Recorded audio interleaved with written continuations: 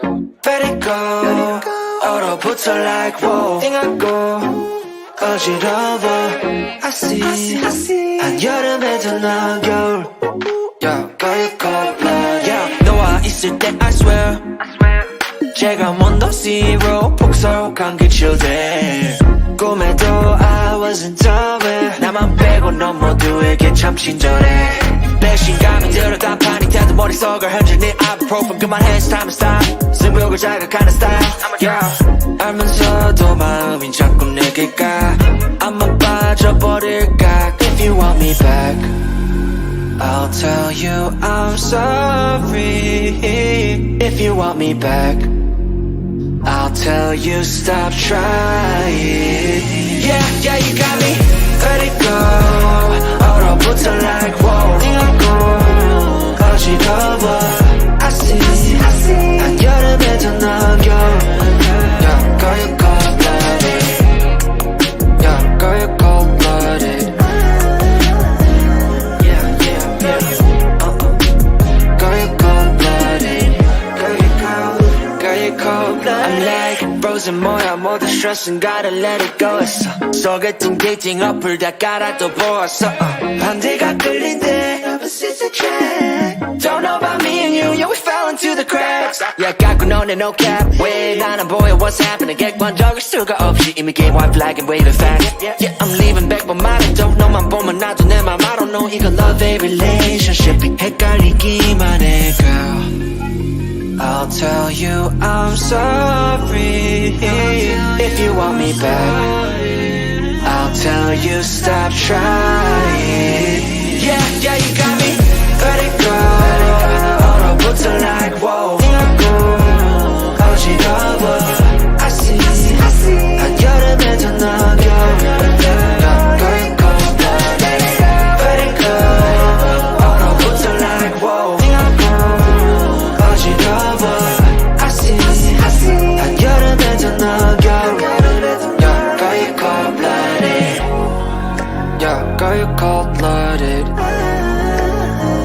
Yeah. Girl, you cold-blooded.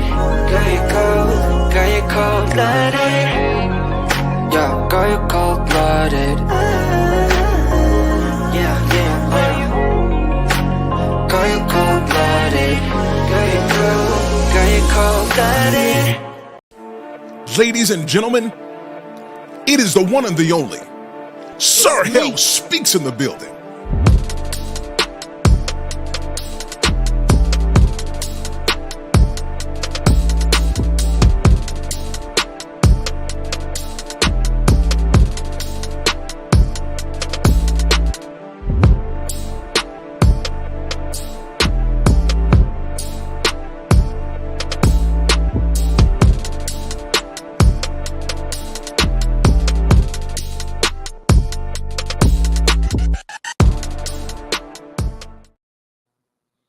What's up, everybody? Welcome to another edition of Sir HALE Speaks. It is good to see everybody. What's going on, y'all? What's going on, y'all? Good to see you tonight. Listen, if you're just tuning in, be sure to smash the like button on your way in, and be sure to invite somebody for this prolific conversation with somebody who y'all know I admire her. Y'all know I think she dope people, and so we're gonna do a one-on-one today. We're gonna have a really dope discussion, and we're gonna kind of push the envelope. We've been talking about relationships. We've been talking about modern women. And then as a result of modern women, we have to talk about men as well in the climate of relationships, particularly focused on Black love. I've got somebody on here who has a passion for people and a unique perspective. When I was just getting started, I'm gonna give you let me get a little story time with Sir HALE. So when I first got started on YouTube, there were certain people who I watched. So of course, Kevin Samuels was one of the number one people that I watched. The lead attorney, Coach Greg Adams, NTR, so on and so forth. But I got acquainted with a network, the Lapeef Network, and on there was this African American lady talking her stuff. So as a result of that, I tuned into it to hear different perspectives and good dialogue going back and forth. So little did she know, when I started my channel, one of the goals was for me to get her on one of my streams and for us to just talk about relationships. And one day she just pulled up. I hit about 153 subscribers, and she came in and offered her perspective. Not only that, but she shared some advice on growing and, developing connections, networking with people, developing a channel. And I've always appreciated her for that. Even recently, I just sent a message some time ago just saying thank you, because she done went on to big and better things. If you type her name there, she got big collaborations with huge names, and has a ton of respect. You guys know who I'm talking about. I'm talking about the one and the only IAmCourtneyMichelle. She is in the building, y'all. So we're going to have a really good conversation. But before we do this, I want to set the stage. I want to show some respect to her. So guys, invite people to join the stream. Let's build an audience, because we're going to talk about some great stuff. You're going to hear a lot from her and me, some as well. You're going to kind of see some of our personalities. Oh, I got to give you some news. So if you guys don't see the super chat button, I have to go back and I've got to reapply. I've got to tweak some of my content, but that doesn't mean you guys can't still support the platform. So if you want to support the platform, Cash App is still there. Sir Hale Speaks. You can find me if you guys want to support the platform. All right. Now listen, you've heard from me long enough. Are you guys ready for a dope show? If y'all are ready for a dope show, I need y'all to just type "let's go" in the chat. I won't move until you do it. I won't move until you do it. If you're ready for a dope show, just type "let's go" in the chat. Salute to you, the raw one. I see you lost in translation. What's going on, Miss Bravo? Hey, Yinye. You guys ready? I think it's time for a good show. I think it's ready for a good show. I think we're ready for that. I see Miss CourtneyMichelle is ready. She all ready? All smiles, y'all. Let's get it, y'all. Let's have a dope show. And welcoming to the stage, not the first time, but it's been a long time, welcoming the one and the only IAmCourtneyMichelle. Oh, she's in the building. She in the building. What's going on with you? What's going on, sir? It has been a long time. How are you? Hey, people. What's up, family? Yeah, doing good. It's good to have you on. Like I was sharing with everybody, whether you know this or not, when I think you had just started off, you had like 2,100 subscribers. I had 153. And I'm like, I know ain't no 2,000 subscribers going to show that love and support for 153. But what you did, you came on, you spent a couple of hours with us, and then we talked in the back chat. I'm not sure if you remember that, but I do. And you gave us some game about, not just stand on different, in different topics and in different circles, but to expand, to get out there, get your name out there, go support other channels. If you got an opinion, go share it, even if you disagree. I remember all of that. And so I appreciate you sharing that. I think you're dope, and I appreciate you for that. Oh, well, I appreciate you. And, I don't get into the subscriber thing. I like just real, authentic creators. And from the jump, I just knew that was you. And your success is warranted. I just think you're awesome. And it's just not a lot of men like you that has your presence. And so I've always supported you. And even though you might not see me as much, I'll be in the clouds peeking. Hey, I appreciate that. She said, I'll be in the clouds peeking. Somebody clip that. I'm going to use it. So here's what we want to do tonight. We've been talking about just this space. We talk about relationships. That's all we do. That's what I do. I love it. And I know people are like, I'm sick and tired of this. But to me, while there's a problem, there has to be somebody talking about it. That's just what I believe. Yeah. So we've been talking about this. And so I want to get your perspective on relationships, on Black love. You know what I'm saying? I want to get your perspective. But before we do this, I kind of want to get to know you a little bit. So what we're going to do is I've got 10 different words. And what I'd like you to do is I'm going to call out that word. And within 5 seconds, whatever comes to your mind first, you tell us what comes to your mind when I say these words. Okay. Cool? Eyes ready. All right, here we go. So the first word, soft. Soft, delicate, lovable, sweet, woman. Okay. Yeah. Woman. Okay. All right. Power. Power. Red. Dominating. Fearless. Uh, man. Okay, I see what you did there. I see what you got going on. Success. Success. Uh, what you create, family, stability, uh, success. So what you make it, stability, peace. Hmm. Success. Again, where's when I think of success, I think of family is okay, and you're content at home, and it's not money, it's not necessarily job.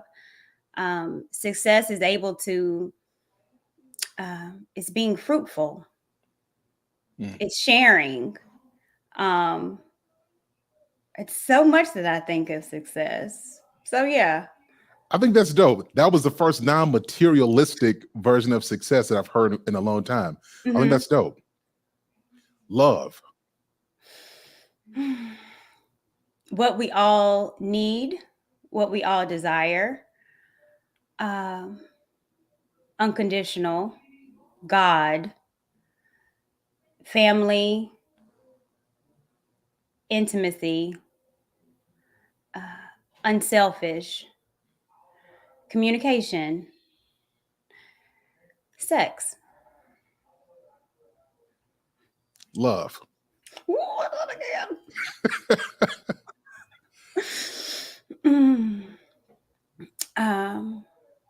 Love, love, love, love, love.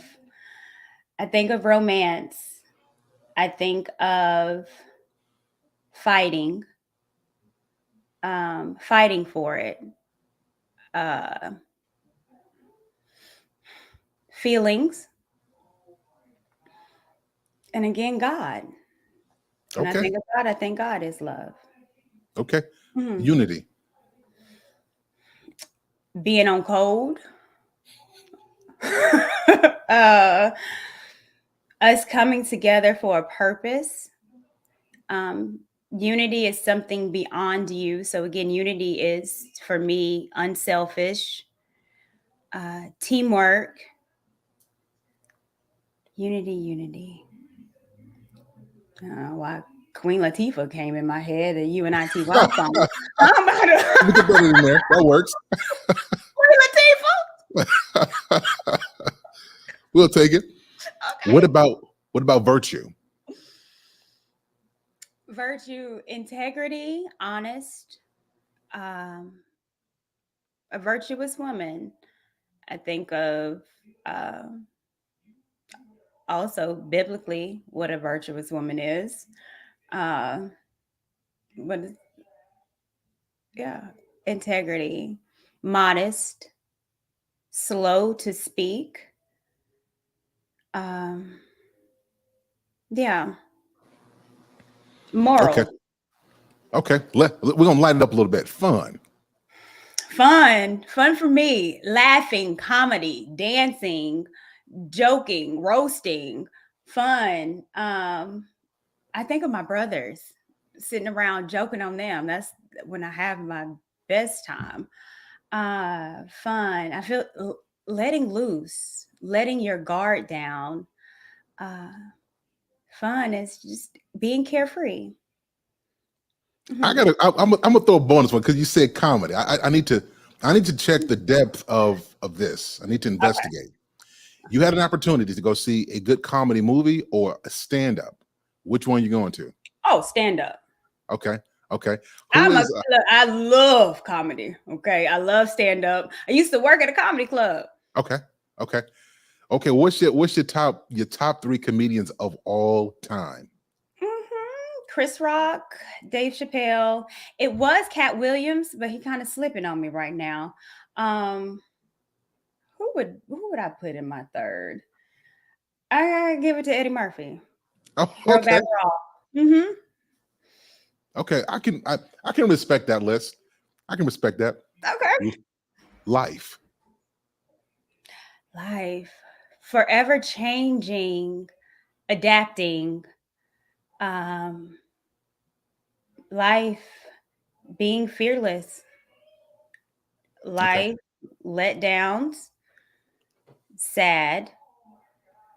Um, when I think of life, I also equate it to living. You have life, but are you living? Um, these are some good ones. What do I think about life? Yeah, being joyful, priorities, my life, family. What you were created to do is to live your life, multiply, create life. Yeah. Okay. Time. What do you think when I give you the word time? Not enough of it. The most valuable thing that you will ever have. Um, time, I think of making the best of it. When I think of time, I think of regret, time lost. Um, and I think of time, I think about my future and doing things to create the time, my future time, to make sure that it's joyous and it's fulfilled. But now, time is probably the most valuable asset that we all have, more than money. Okay. I'm gonna give you the last words.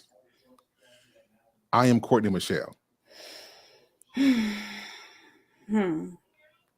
I am Courtney Michelle.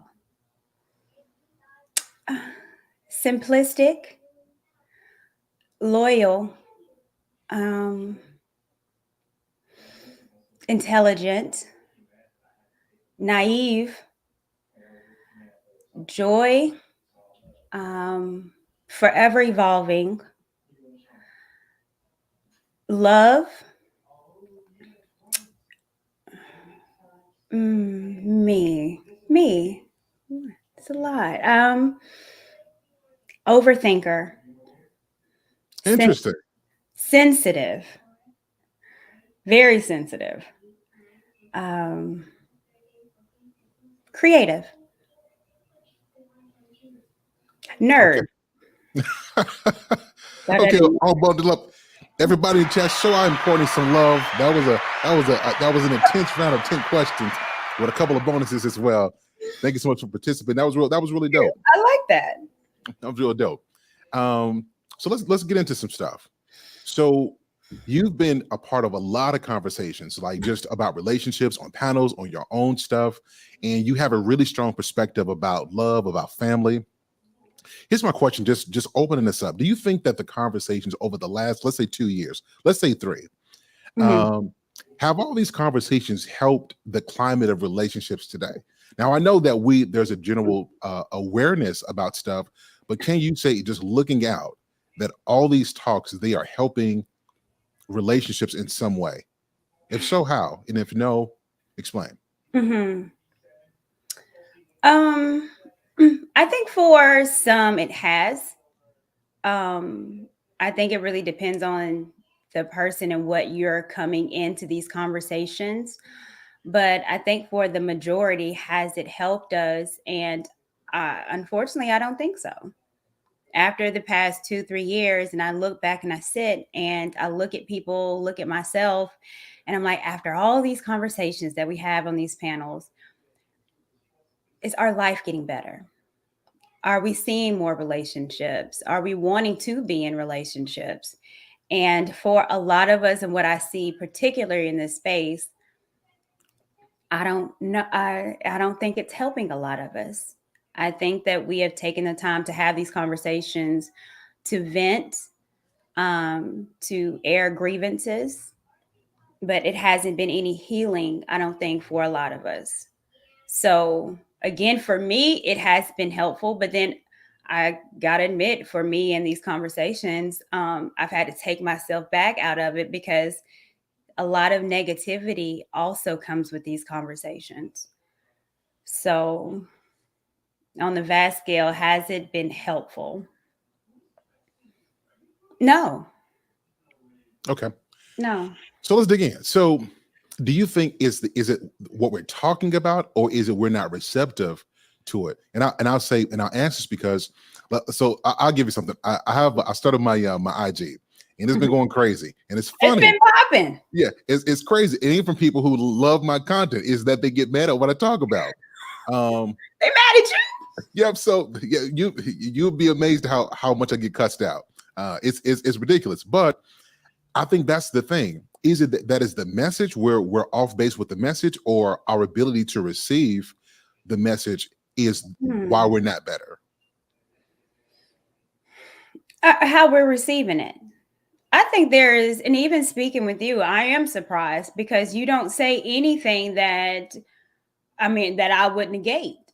I think that you speak from an honest married man's perspective. And again, I've always said it behoove of women that want to be married to listen to men, is particularly a man of your caliber. That's who they need to listen to and take advice from. And so your pushback, I'm surprised.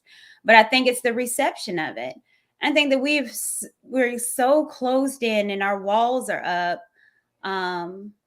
that a lot of the talking points that we say is coming on a lot of, I don't know if it's deaf ears or more people trying to debate it with you, or no, this is not me, but what about the man, instead of doing your own self inventory. I think that's the hardest thing that we do as a people, particularly black people, black women, is taking your own self inventory. Look at yourself.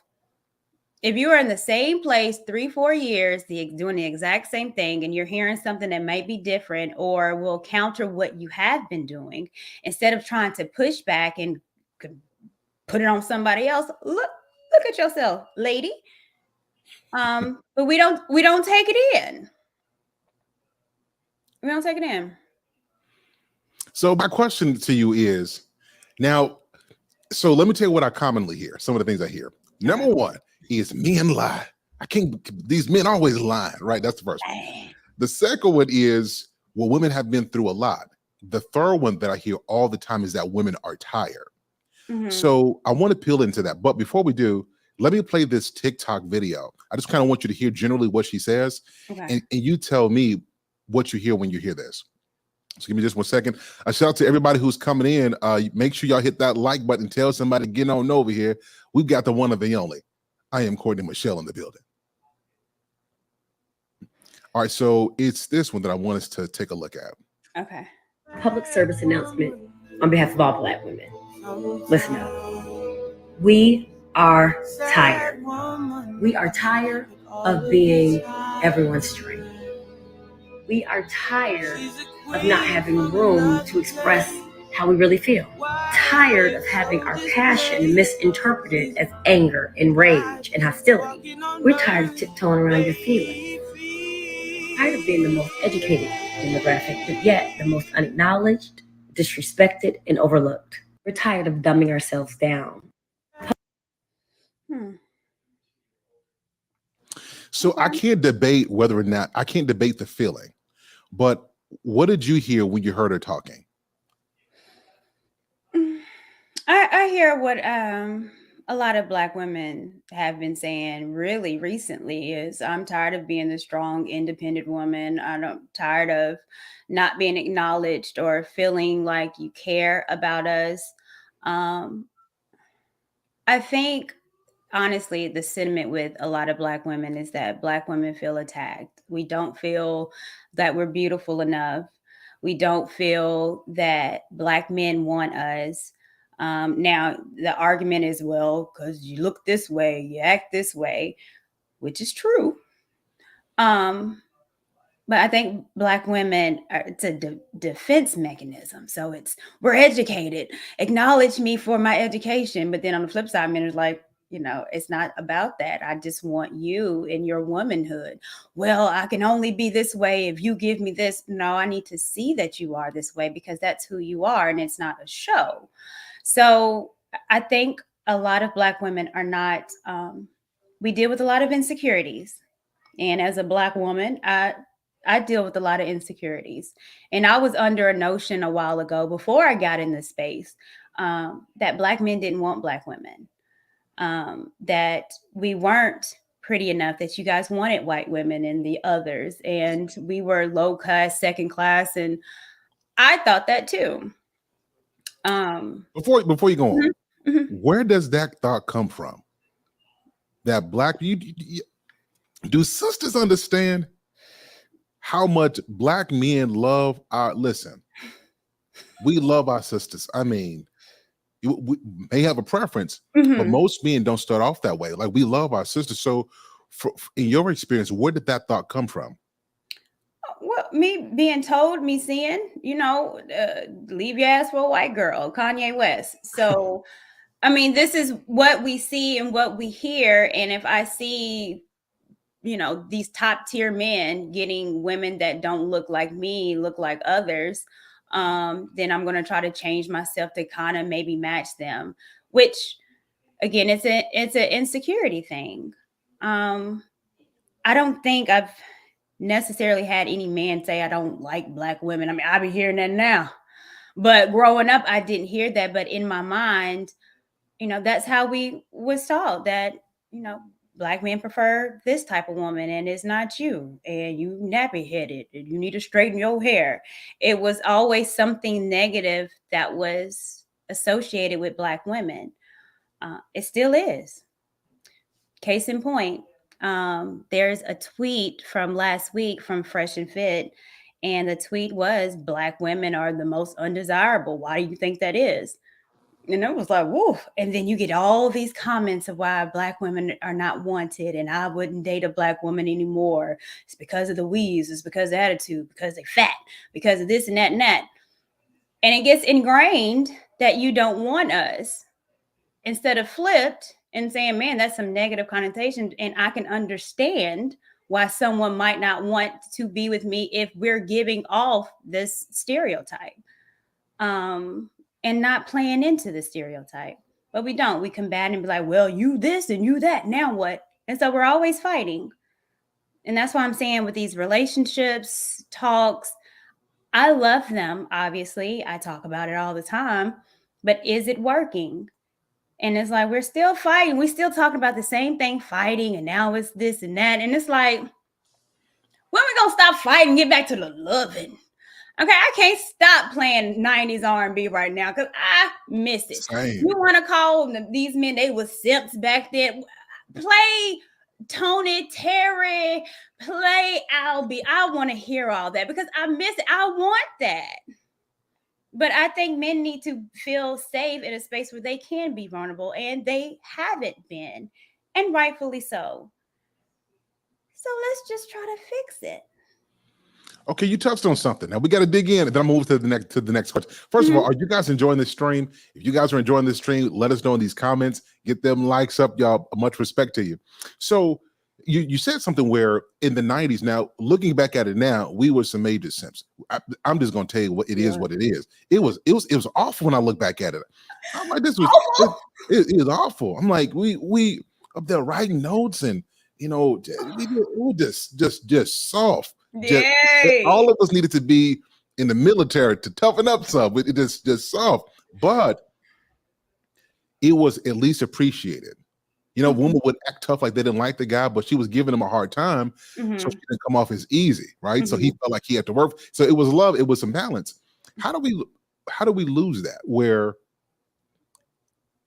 our women used to be the prize, like, you know what I mean? Like when we would let's say we at the basketball court playing basketball. I mean, we doing our thing, and we doing our thing. Let your girl pull up.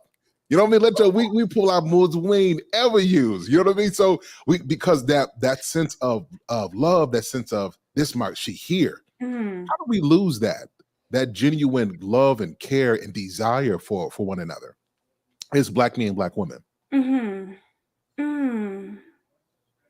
Where did the love go? Where did it go? Where did it go? I need to know where it left. Where did it go? I think it obviously didn't happen overnight. We didn't get here overnight. I think that men have finally gotten fed up with having to prove themselves It's I have to prove. I got to keep on proving. Like, it is work to be in this relationship. It's work to be with a Black woman. Like, I get off my 9 to 5 and then I got to work 9 to 10 with her ass. So I think a lot of men have gotten tired of having to put in so much work trying to prove themselves to women that are always asking, you need to show me this, you need to do this, and you know, the whole is like, I got 2 bosses. Yeah. So I think over the years, it's just been fed up. And now we're in a time where it was created to have a space for men to say their grievances and that they're tired. Now, are women listening to that? No, not on a larger scale. There are some, but on a larger scale, no. And I think we're at a standstill because I have been told this. Men have told me, you've had 40 years to complain on Oprah and Sally Jesse. Well, this is our 40 years. And I'm like, you want 40 years to complain? And then what? What about your children? What about your legacy? There was things that was done wrong, but you want to create, again, time. You want 40 years to complain still? Then what? So we don't have a lot of time. Okay. Majority of people on these platforms is 30 plus, 40 plus. You don't have 40 years. Okay. You got a good 6 months to try to find it and work it and get it together. And that's my whole thing. You ain't got time to be, you had all this time. Well, look, when Sally Jesse was out, I was 3, 4, 5 years. Like, that wasn't to blame for that. And I wasn't, they use, what's the movie that they use all the time? Oh Lord, Color Purple. When did Color Purple come out? I was in diapers. I understand the sentiment and the upset that men felt then, but I ain't that. And I want you, and I want you to want me. So at least on that, we have that in common. How are we going to move forward? But you can't even have people even say that they want to be with a Black woman, that they want to be with a Black man sometimes, or that they want to be married. We can't even move that. Do you want to be married? Do you want a Black woman? Do you want a Black man? I'm still trying to get people to check the box, yes or no. How can we move on if we still confused if we want to be with each other? Let me give my audience a special message really quickly. Ladies and gentlemen, you've heard it here first. Courtney Michelle said you got 6 months. If you don't get it right together in 6 months, don't even try no more after this. I want you guys to take that message. We're going to get back to the show. 6 months. Y'all over there taking a little precious time like you got time. You don't. Time goes like this. Okay. What do you see yourself at 50, at 60? Because this is 6 months. Okay. Figure out if you want to be married and who you want, and then figure out how you're going to get to that ending. And for me, I've always said I say this all the time. My ending, when I see myself at 60, it ain't battling you. It's sitting on my porch, looking at the children with some spiked tea, spiked lemonade with my husband, rocking back and forth. That's how I see 60. I don't see 60 rocking back and forth with my girlfriends. I'm not Golden Girls. That's not happening. So if I don't want that at 60, what am I doing today to secure my future? Because time go by so fast and we're wasting it. We're wasting it. That's respect. Yo, show Courtney some love. Yeah, that was dope. Now, to this point, you said something that was very interesting. So typically the advice we give to women who want to be married is avoid single women, especially if they're unhappy. But you went a little bit deeper. Mm-hmm. You stepped on some toes. I heard some church mothers were offended by what you said, but it was some truth to it. I want to play this, and then I want to ask you a couple questions as to where this came from. So let me share my screen. You guys check this out. Guys, this may be a trigger alert from some of y'all. This might be a trigger alert. Oh. A lot of married women want you single because they want you envious of them. And that was just a word that came to me. They want to love what they have. but yet preaching a word to you that's not going to allow you to get or maintain what God has for you because they want you envious of them. So be careful who you got in your ear, single or married. Because that spirit can lie, that Jezebel spirit can lie to anyone with a ring or not. Be careful who you let in your ears. Be careful who you are looking at, what you are listening to. This is your vessel. This is your life. This is your spirit. This is your soul. And what we allow affects us. I don't care how strong that you think that you are, but you keep putting things in your head. You keep listening to these foolish people, making you want to feel bad about wanting to do what God ordained for you to do and for you to be. It will affect you. A lot of men. That was a word. Hey. That was a word. Listen, I watched it, and it wasn't a talking point. That was something different. That was wisdom. And I want to know where that comes from. Like we typically stick to single women, keep women single, which I believe. And I recently did a show where I said married women caused modern women. And so when I heard you say that, it piqued my interest. So let me ask you, what made you say that? Where did that come from? Well, just my life experiences. And, we sit up and me being a, woman that believes in nuclear family, but I've had married women to tell me, you don't want this. Don't do it. It's a trap. And I'm like, don't do it. Don't get married. Be single. And then I'm looking at them all on Valentine's Day with the same pajamas on and my husband this and my husband and so. And then they single girlfriend. Oh, y'all are so cute. So couple goals and little like eating it up. And I'm like, wait a minute. You telling single women, unmarried women not to get married while you posting all this and so happy and taking on trips and you can afford this because you got two households having an income in your house because of two people. And I'm like, some ain't right. You telling women not to do something, and this is a personal story, but you have all this. And I'm like, you like the fanfare. You like women gushing on you. Want want to be the goals. And I said, this is a lie from the pit of hell. You would think married women would encourage women to be married, but there's a lot of married women that don't, i.e., look at Sierra. Sierra had a prayer, the Sierra's prayer, and she begged, in that prayer, she was begging Jesus, if you can give me a good one this time, I'm going to be the best Christian woman. All of this got over Russell. And now all of a sudden it's on, this is for all the single girls in the world. No, you like that praise when women are begging and pleading you, how did you get your husband? Because that's what I want. And instead of ministering to these women, what you want to do is play a song to encourage singledom. You a lie and the truth ain't in you, Sierra.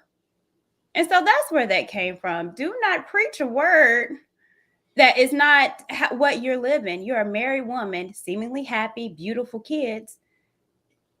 Tell us how to do that. Because at this point, we're struggling. Our community is struggling. And it's sad. And I get on these platforms and I hear the bickering and the fight and the Blackistan and the community and abort the babies and I'm going overseas and I don't want you, burn this up. It's like we don't want us no more. Like we are the blame for our own genocide.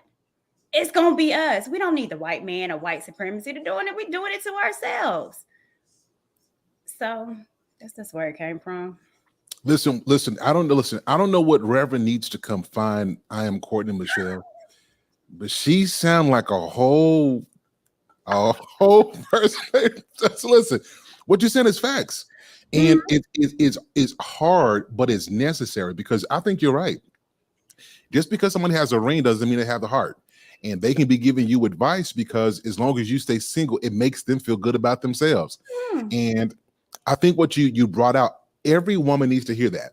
Just because somebody's married doesn't mean that they give good advice. And a lot of younger, unsuspecting women get poisoned about relationships because somebody fed something negative in your ear. And so you won't even take the step while she's going home to get hers. And you, all right. So you got to take advice from people who love. Here's a little nugget. If they will put their spouse down behind closed doors, then they'll put you down as well. You can't trust somebody that will bring chaos to their own home and think that they're going to do right by you. Is that fair to say? Yeah, I agree. Yeah. Oh, absolutely. And that's character. Look at someone's character. The little gossiping people, the people that I don't need you around me. You gossip about her, you're going to gossip about me. If you disrespect your husband, you're going to disrespect me some kind of way because you don't have any respect for your role. If you're not a good wife, what would make you a good friend?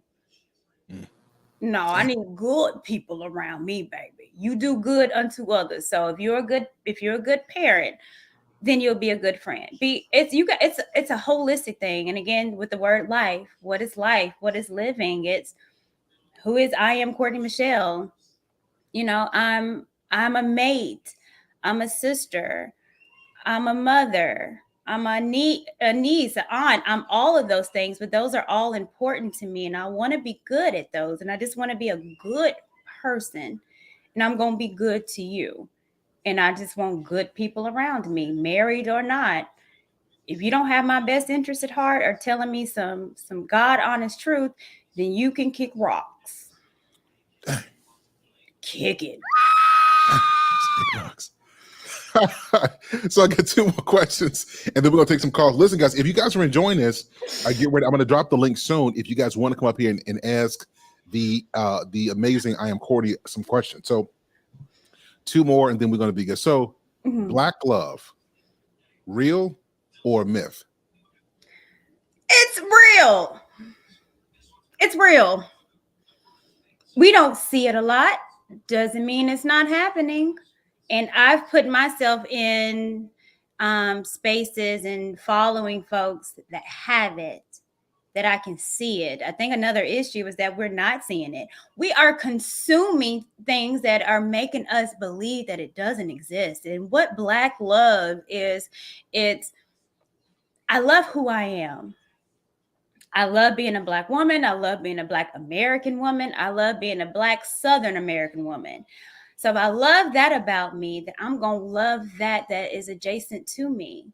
I love being black. I love my features. And I think features on that man is beautiful. I want to procreate for people to look like me. I want black babies. Okay? So I'm going to have to get a black man. Black babies. A black baby. Black ashen babies. Yes. Cocoa butter mixed with some baby oil. I mix that up. Put them on them ankles. That's what I do. So I love who I am, and I want to replicate what I am. God ain't make no mistakes. I made you a black woman. I'm proud of you. Continue on with what you have. This is legacy building. I want to continue what my grandparents fought for, what they parents fought for. I'm in the South. Woolworth, downtown. My grandma trying to eat there, trying to get a burger. Spit on, milkshakes thrown on.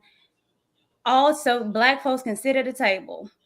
And you think I'm going to have the audacity not to continue on what she could have died for, what my dad could have died for, integrating high schools? No. I'm proud of them. So we're going to continue this. So it's black love over here, baby. Black ashen love. Shout out to the cocoa butter. Shout out to the cocoa butter. I love that, Courtney. So this is good. So I got one more question for you. So let's say, I think that one thing that needs to be discussed even more is our upbringing. As I get older and as I talk to people, a lot of the problems we have in our dating life stem from issues in our development with our parents. So it's a two-part question. One, is femininity, is it in it, or is it something that's taught? Is a woman just born with this femininity? Not just the female mind, but the characteristics. Is it inherent or is it taught? I never really thought about that. Is it nature or nurture? Femininity. I think the core aspects of what I think of a feminine woman, I think is innate. I think innately, first how I'm built, my body is built to be softer. The estrogen in my body made me more emotional. So biologically, I'm made to be feminine. I'm not as strong as you, Sir Hale. My emotions get the best of me, especially around that month. So I'm not built like you. So that's part of my femininity is how I'm built. And knowing how I'm built, I know what I'm able to take care of, and I can't take on all the things on myself. My shoulders ain't as broad. I got hips, but I'm childbearing hips. That's what I'm created for. So if I know what I'm created for, then it makes it easier to understand, well, my femininity comes with being okay with what God made. He made me a woman. All right, Courtney. So your body is made to be a woman. You got all these, the estrogen in you and the softness in your voice and all this.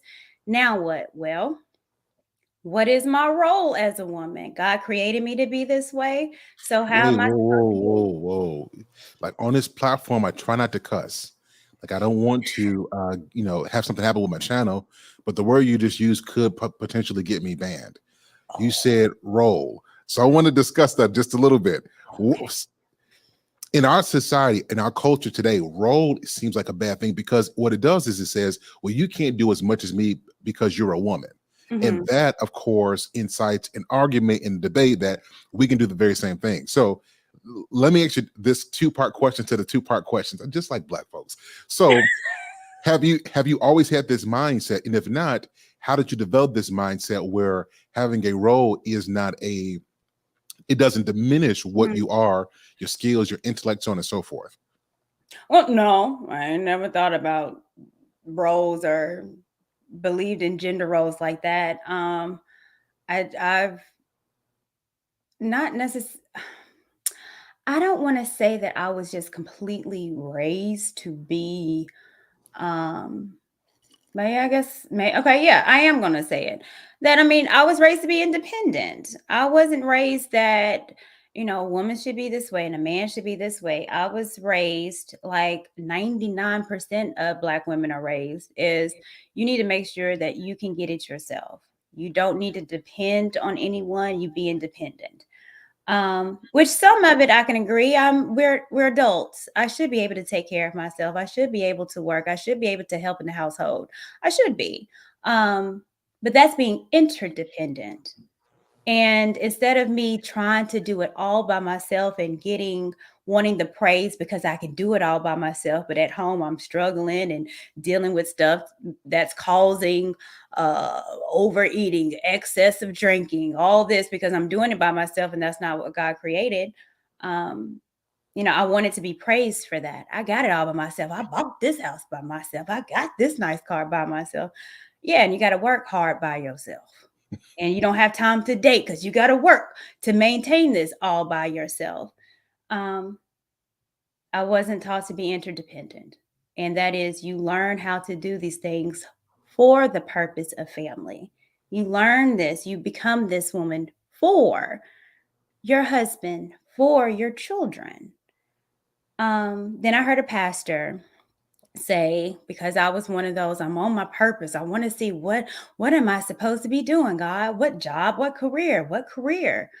And I heard a pastor and I just thought it was God speaking to me. And he was like, when you have a mark or a pen, if you want to know the purpose of it, then you go to the creator who created this. And what did it create for? It's on the back. Oh, it's created to write. Oh, it's not created for me to use to be a straw. No, it's created to write. That's why it's made this way and it has the felt. That's why. So what are you created to be, Courtney? Well, you go to your creator. Who created you? God, what did you make my body for? To be a mother.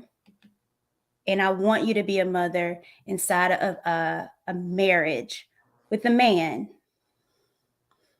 And I want you to help him. And I want you to multiply what he gives you. That's your purpose. It ain't traveling the world? No, because that's not your purpose. That's not where your joy comes from. Your joy is doing what you are created to do. And it ain't all that, Courtney. Get off Instagram. You don't need a bag. You need a man. And so after that, it was just like it. And he's right. God created me to be a wife and a mama. And all the extra stuff is the fun stuff. But that's where God made me. And I think that's where the majority of women, your creation, your purpose is what he put inside of you. You already have it. So how you already have it. You strong, building, losing weight, doing your thing in the gym.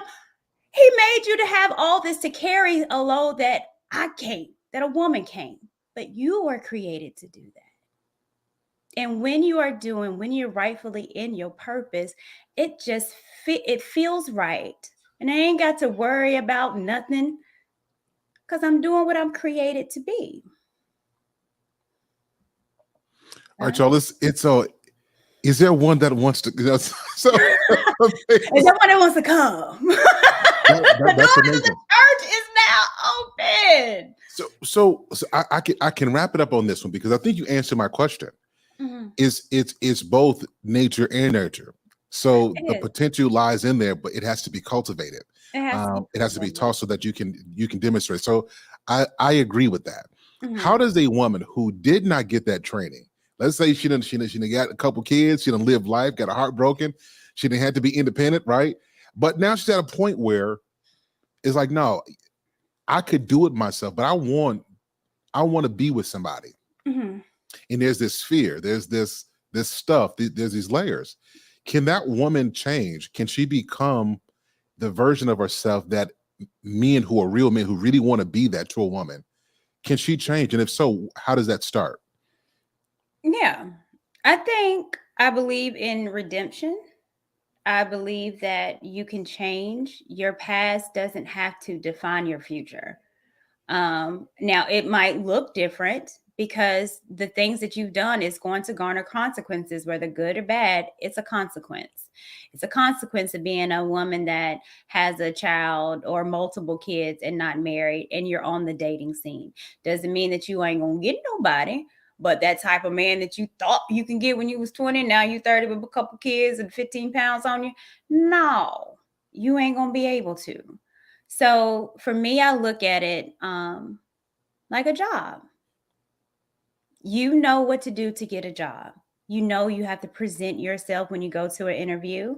So if you're able to do that to get a job, then if it's a relationship that you want, if it's marriage that you want, then you need to take that pride that you have in getting a job and fix yourself up, look presentable for a man to look at you. If you have an attitude problem, that ain't going to fly at your job. You don't go at your job, I ain't going to do that. You ain't going into an interview like that. So hold on, Courtney. They get away with that at Popeyes. They do? At Popeyes, but that's a different story. But that's the only place you get rid of. You get that. And that's why I stick to Chick-fil-A because I don't have those problems. Okay, absolutely. The Chick-fil-A people, they run up to your car, they getting this, and it's like that's some good service, and I love that. It makes me feel good. Do that to your relationship. We do all this able to get a job and know how to maintain it, but we don't do that when looking for a mate. And for me, it's husband over career. So as much time as you put in energy in that, you need to do that. So yeah, you can change. It's just our outlook. We have to look at it differently. And I think with Black women, if we get that you are desirable, that Black woman, you are beautiful and you ain't got to twerk or show your butt and tits. You are, and you are wanted, and you are smart, and you are lovable. If we can realize that in ourselves and take the insecurities off and not be scared of getting hurt, I get it. But be fearless. You might not get that job, but you're going to go after it.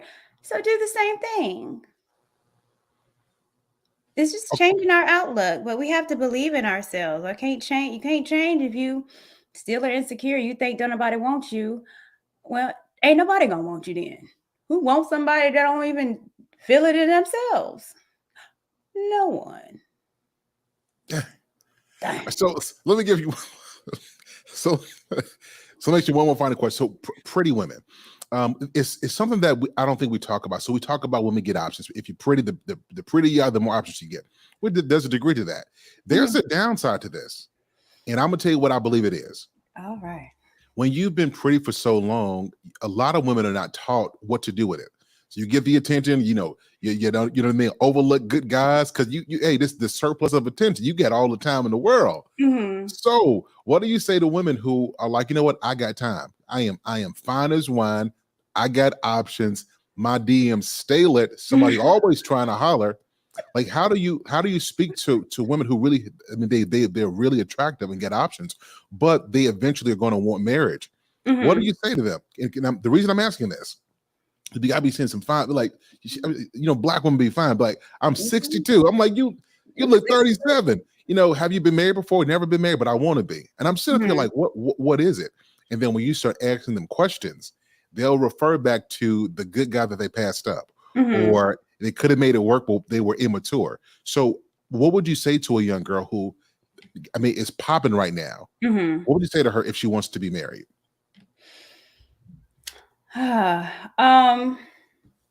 Kevin Samuels named that the perpetual 7, where you have older women that are attractive, not married, and you look at them, it's like, what's going on? And then they'll deem you as crazy. So you'll have me, oh, she must be crazy because she ain't with no one because she's too cute. That's what men think about. That's exactly what they say. She's crazy. But I would counter that. And for me, a personal story, I'm not a mud duck. I'm all right. But growing up, I was the ugly duckling. So there's a lot of pretty women that wasn't cute back in the day. No, so, hold on. So the reason I'm stopping you because people who are watching now are probably going to say, Courtney is being humble. She lying. She knows she used to get all the balls.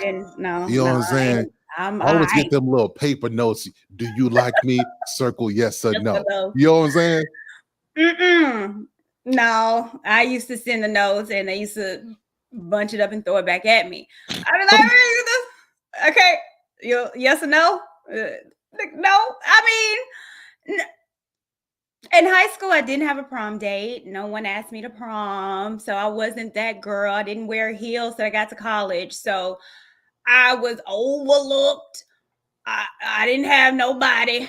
Okay. I was a late bloomer. I think a lot of women, especially in these BBL ideas, that you weren't cute. You kind of grew up. You grew into yourself like men do. No, you grow into yourself. And then you start getting attention and you don't know what to do with it. Yo, a lot of our pickers are wrong. And so we pick a man that we like, oh my God, he likes me and I like him, and it don't go nowhere. It's a lot. It's a lot. Do pretty women have a lot of options now? They think they do. The DMs do be popping. But what? Now what? Who's there to tell us? And maybe these are conversations for, women that have an influx.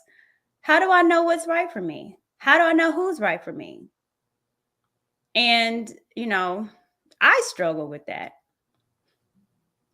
Yeah, story. You're in story time real quick? Okay. Story time with IAmCourtneyMichelle. Okay, let me vent. So recently, maybe dating someone, and I was super gun-ho about it, happy. Yeah, I like him. He liked me. I wrote a note, and this time he didn't ball it up. He actually checked yes. Woohoo! Finally, I got a yes and a check mark for somebody I like. Great, great, great. Until I looked, and instead of being so gun-ho in the words, that he was telling me, and I heard all the good stuff, and it made me feel so good and loved and all this. And then I started looking at his actions, and the actions wasn't signing up to the words, which I think a lot of women have we fail at. We love the possibility of a thing instead of looking at the reality of a thing. And I fell into that once again, where I fell in love with the possibility. And it's, Courtney, why are you not married now? Well, the man that I had thought, the actions wasn't lining up. And I was in love with the idea.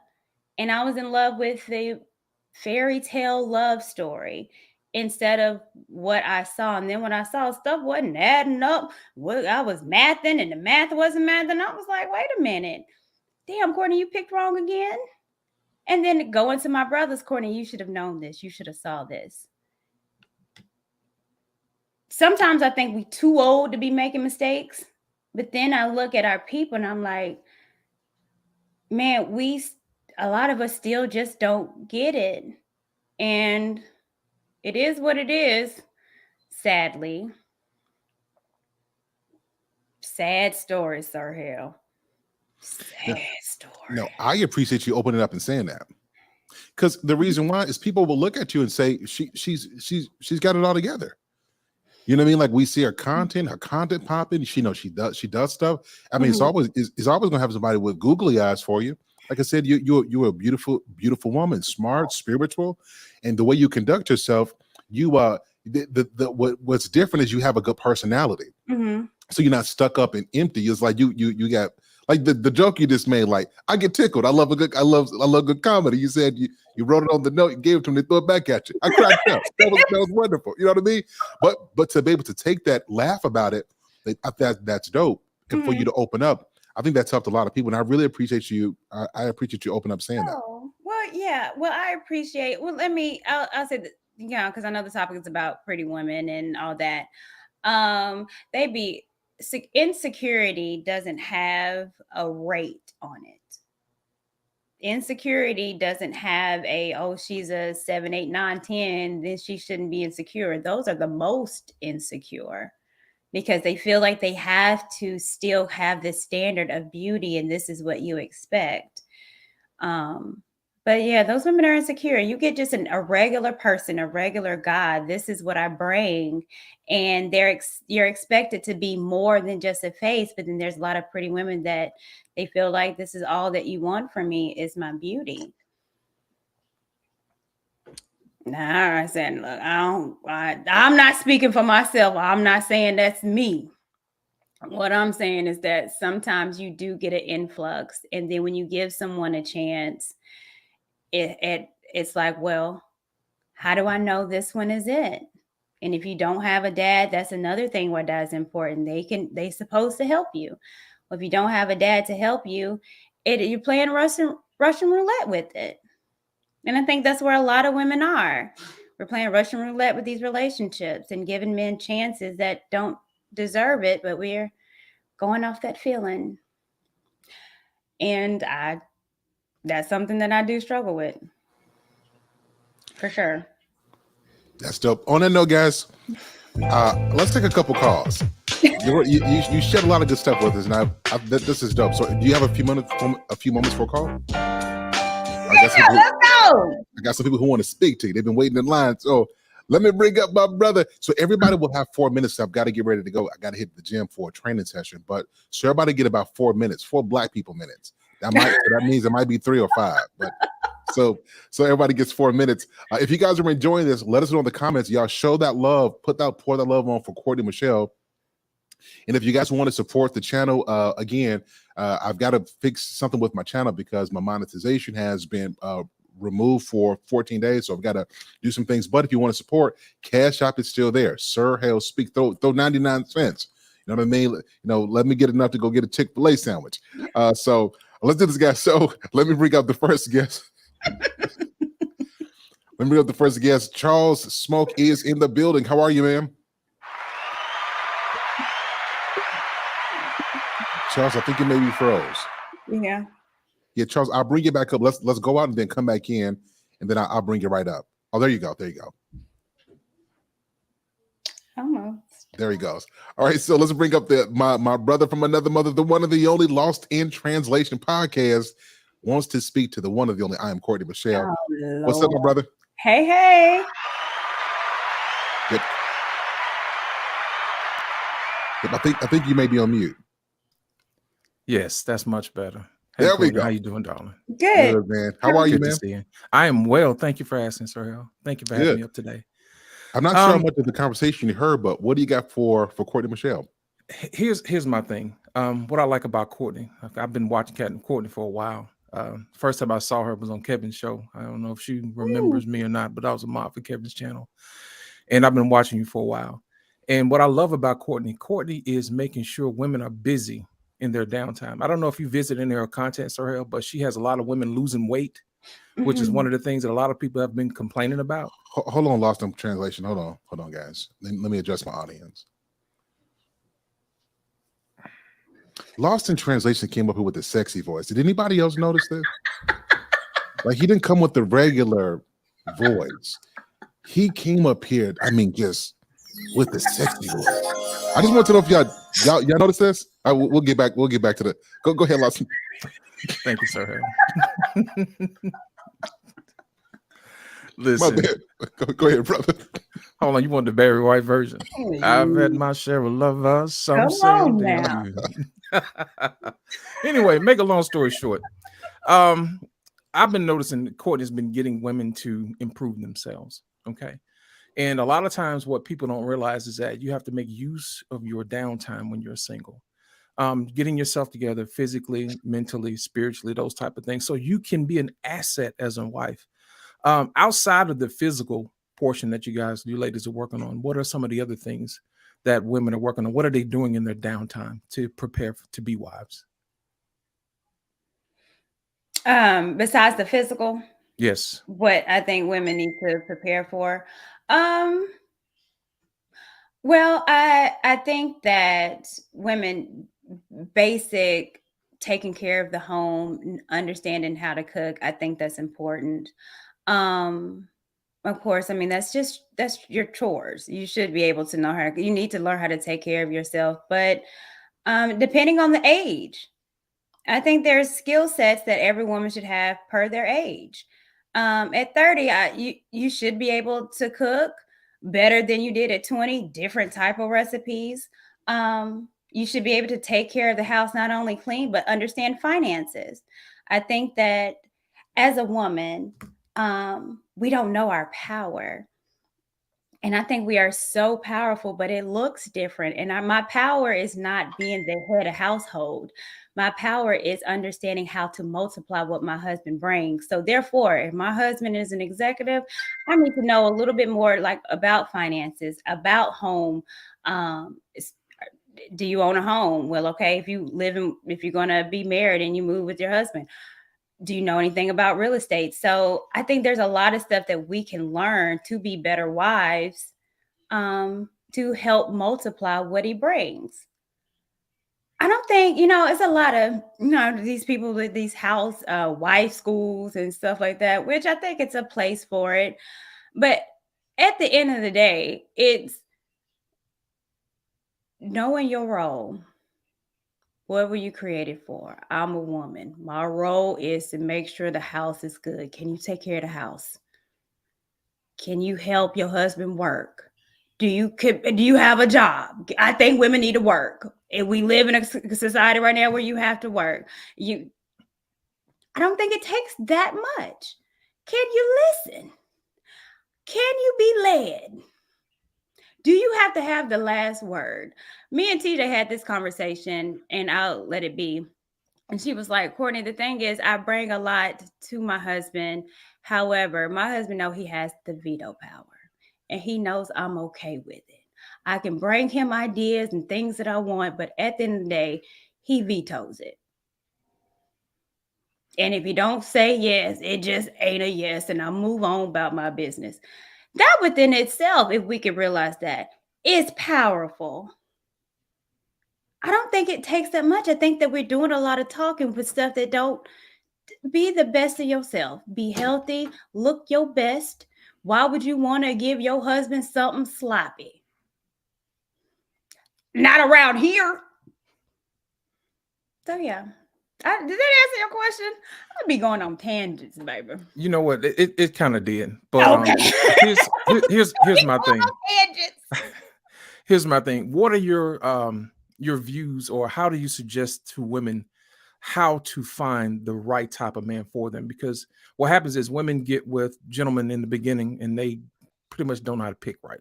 So what are some words of wisdom you're using for women now to use criteria to find the man that they really need now going forward? What are some of the things you're telling them what to do? How are you leading them in the right direction?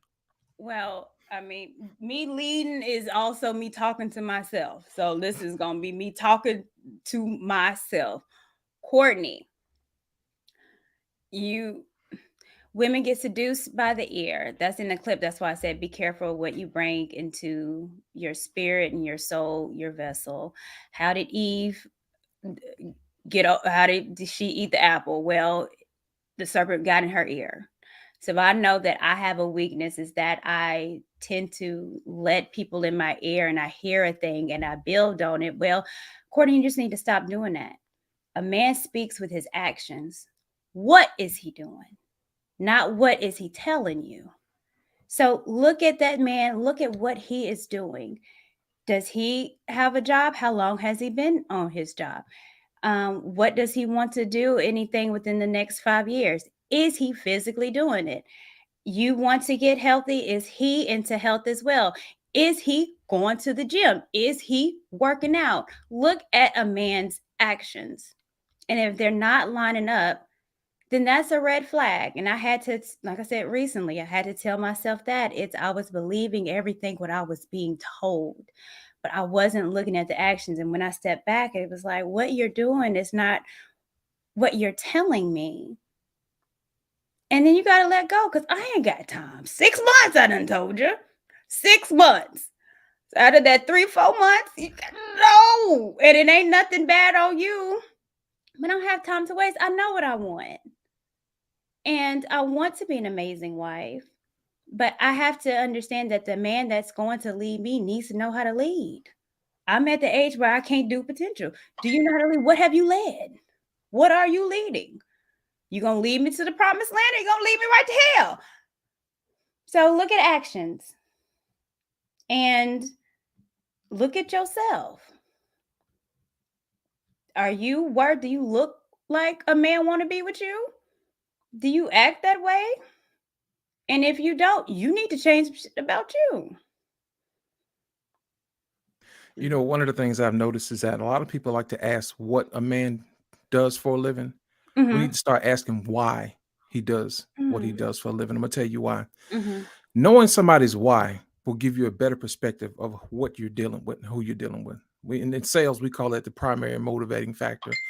Are you actually going to work because you want to support your family, or are you going to work to do other things, to, gallivant with other women, or just buy cars because you have an ego or something like that?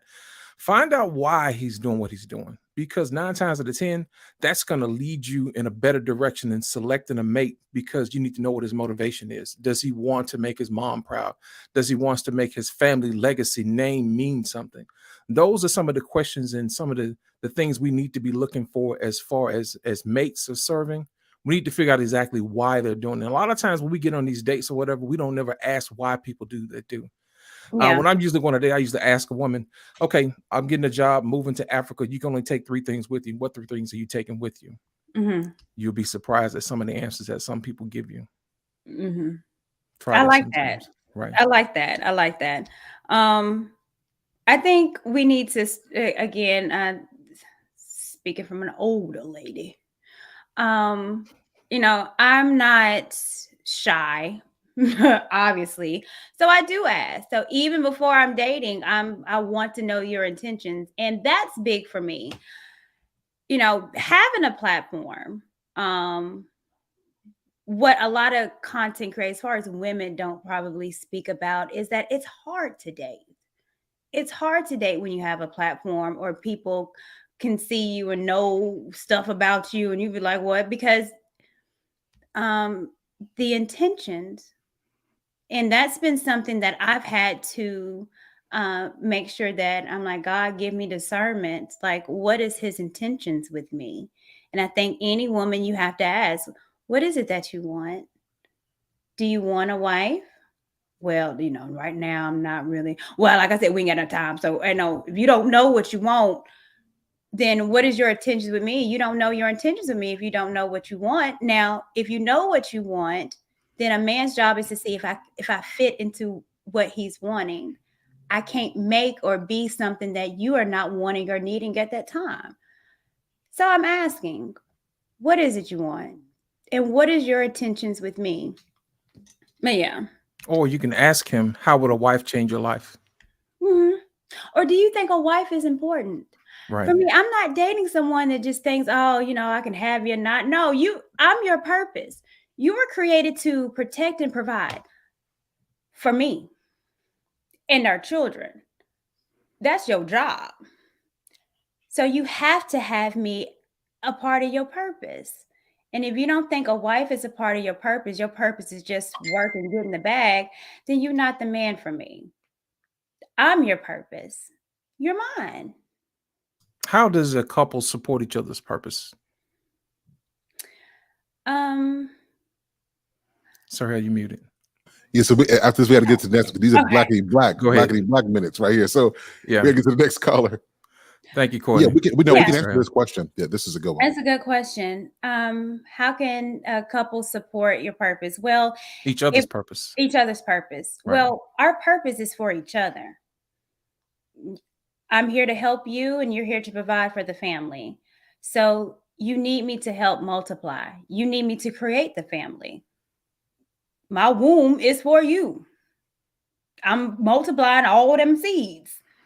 So me doing that and me understanding that it's for you, then I need to make it my home easier for you to do it.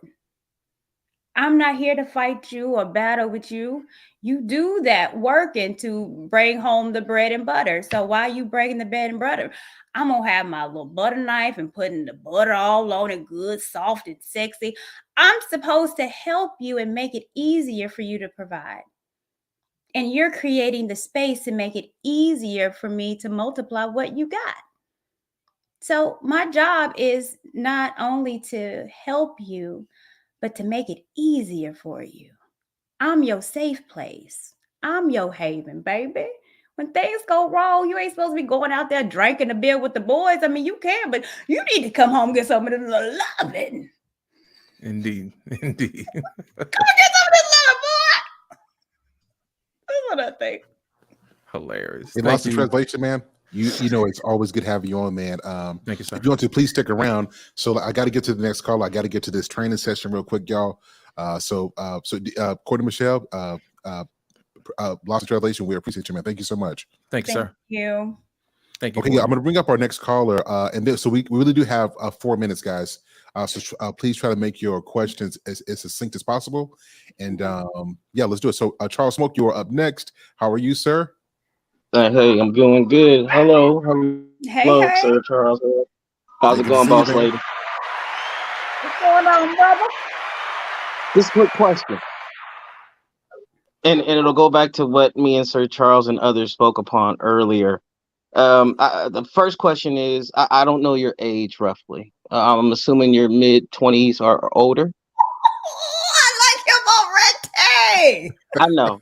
Hey, kill him with kindness, right? You got to give him honey before you grab him with the real, right? Yeah. You keep thinking that. Yup, I'm in my mid-20s. I ain't seen 20s in 20 years. So the hardest thing, if you want to address the overall scale of thing, is you got to start younger, and you got to start taking things off of your list if you want to seek that future husband. And it gets to the point. You only get so many choices and chances. Is it a possibility myself, yourself, and others included might have lost their opportunity to capitalize on a AE relationship marriage? You think that you've lost the ability to be married because of your age? I would think no, well, no. Well, you got to think. Most people are here to conjugate and have kids and build family, like you've been talking all day. So if you can't do that past a certain age on a demographic from a biological standard, and that's what you're trying to achieve, please make that make sense. I don't agree. I think in this space we talk about what you should have, the shouldas, the wouldas, and the couldas instead of what the reality is. The reality is that this space is filled with middle-aged folks. The reality is middle-aged folks with children. The reality is that you don't want to be a stepdaddy, but you're going to have a stepmom because I know you got some kids. That's the reality. So the reality is, if you know that you're around middle-aged folks, and we didn't get it right in our 20s, I didn't get it right and you didn't get it right. However, how can we get it right now? Well, I might not get a LeBron James, but however, I can get Leroy that works at the mail office that can love me for who I am, despite of my child, in spite of my age. So, Great. but we both got to be on that. We both have to be logical. And Right. we've been knocking in our heads for women to get out of the delusion. We got to do that to the men too, because there's a lot of delusional men. Y'all still thinking y'all gonna get a woman that look like Lori Harvey. I can get a 20-year-old and you 52, but are you looking like Denzel? Right. A lot of these men are not. So your chances is you might need to look at that 35-year-old woman that wants to be with you. So, But again, at that in that term of the sense, who is it more beneficial for? To me, it seems like the woman. If you want to try to call it even, and that's where it doesn't make sense. well, see, then that's where I disagree. Hmm. It's when done right, we both benefit on being with each other. Our history shows we haven't done it right, which draws us to the conclusions that we are at today. We've messed up a lot. Yes. Stats change. Numbers change. True. So this goes to the main question that I wanted to ask, like we spoke upon earlier. Does the Black community still stand a chance to survive and thrive with a Black man moving on with someone else and leaving the Black woman behind? No, well, Black community, we need Black men and Black women. So we can't. No, we don't. So you're saying we need Black women and Black men to have a Black community. Is that what you're saying? That's exactly what I'm saying. I'm saying no. We do not. You're saying no because you think your DNA is going to be so dominant in someone that has something recessive. What I'm saying is that you don't know that for sure. For sure, you know, when you get with a Black woman, you're going to have a Black baby. If you get with someone that's not Black, you don't know what gene that's going to get in. And that baby is going to be, no, look at Drake. They know it'll be a gene of the father, which is Black. So you will still have a Black community without, whether it's Asian, Middle Eastern, Mexican, Hispanic, whatever. It will still have the same genetics as the father, which is still an Afro-American man. So yes, the community can move forward without the Black ladies if they can't get it together in their early 20s and they trying to now finally figure it out in their 30s. Okay. Like I said, you might have had your chance and it done passed you by. And trying to even find someone out there for the long haul is not beneficial to most, whatever age they are. Well, I completely okay. Well, let me say this. I disagree with you. In order to make a Black child, you need a Black mama and a Black daddy. Sir HALE, when you like let me finish, please. Yes, ma'am. When you go out and have a baby with someone other than someone Black, and you thinking you're going to create a Black child, you have a biracial child. They have different cultures. And you don't know what genes is going to be in what genes. And when that child has a baby, it's going to be, and that baby is not with another Black person, it's going to be less Black and less Black. That's what they did in Puerto Rico. when they was trying to make laws to make Puerto Ricans lighter. They was getting lighter genes to make sure that the dominant race of their color, of their complexion, was getting less and less over generations. So just because you might have a darker skinned baby with a mixed woman, your child still has to procreate, which is still your legacy. I'll look at Drake. Drake is mixed. His baby is with a white or French woman. That baby looks nothing like a black child. You don't know those genes. Well, no, You but can't guarantee that, but I can test will guarantee prove it's a his black baby genes. with a black man. A test will prove his DNA. So Charles, we got to wrap up because it's been over the limit. But if you can, no, you're fine. What's your final thoughts that we have? But we got to wrap up in 60 seconds. 60 seconds. If you want something meaningful, do it early. Plan for it early. Stop having these 305s and hot girl summer nights in your early 20s. Find it then when you're at your best. And again, it might not necessarily be in your own age range. It might be 3 to 5 years older. If you want a better outcome than what you see. And yes, the community, it hurt, but men have always been adapted to every situation and circumstance in history. And the community can still move forward with or without the black woman. We want y'all. We need y'all. You're our mothers, sisters, aunts, cousins, and all of that. But if we can't get y'all to get right on your own, because it's all self-correcting, then we gonna have to go somewhere else with our ball and play somebody else's court, whether it be here or abroad. Okay. Sarah, let me say this before you drop and get the next caller, because this is one of the reasons why our conversations don't add up to anything. Because you have people that are speaking, like I said before, the shoulda, woulda, couldas. I don't know how old you are, sir, but 46. Okay. Well, we're all old. The audience that you're speaking to is not 20-year-olds. Who is your message for? Your message is for women that, well, you should have, well, you could have. No, my message is for whoever's still listening. You're not speaking to the audience that needs it right now. Your audience is 35 and up. So the shoulda, woulda, coulda is where you should have, Well, who are you speaking with now? Well, I did address that. Our conversations they might have missed their chance and opportunity. That's what I did address that. Hold on, Charles. We got to let Courtney finish. But yeah, we got to wrap it up. I'll tell you what. Yeah, I'll put a pin in what we talked about, Charles. Yes, because here's my thing. Theoretically, can we say we don't need our black women to have families and stuff? I don't even want to think like that. I don't. I want to see black women and black men come together. Now, listen, find love where you find love. I don't want to cast any aspersions on that. Find love where you find it. But I don't want to think about a world where we're cool with saying we don't need black women.